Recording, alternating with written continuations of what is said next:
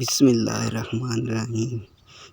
میرے چینل کے ناظرین، آج کا ہمارا ٹاپک ہے پودوں کی جماعت بندی اور خصوصیات۔ پودوں کو عام طور پر دو گروہوں یعنی پھولدار اور غیر پھولدار پودوں میں تقسیم کیا جاتا ہے۔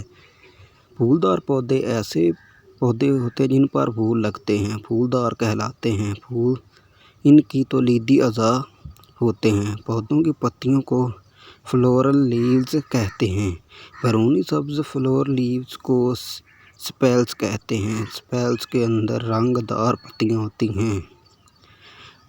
مونوکاٹ پودے ایسے پھولدار پودے جن کے ہر بیج میں ایک ہی دال یعنی کوٹیلیڈن ہوتی ہے، ان کو مونوکاٹ کہتے ہیں۔ ڈائی کاٹ پھولدار پودے مثلاً گلاب، مٹر، لوبیا وغیرہ کے ہر بیج میں دو دالیں ہوتی ہیں، ایسے پودوں کو ڈائی کاٹ پودے کہتے ہیں۔ ڈائی کاٹ پودوں میں پتوں کے رنگ کا نظام جال کی صورت میں ہوتا ہے۔ ان کے پھولوں کی پتیوں یعنی فلور لیوز کی تعداد عموماً 4 یا 5 کا دفعہ ہوتی ہے۔ غیر پھولدار پودے ایسے پودے جن پر پھول نہیں لگتے، غیر پھولدار کہلاتے ہیں۔ ان کی مشہور مثالوں میں کونیفرز، فرنز، موسز، لیور روٹس وغیرہ ہوتے ہیں۔ کونیفرز میں چیڑ، دیودار، سرو وغیرہ شامل ہیں۔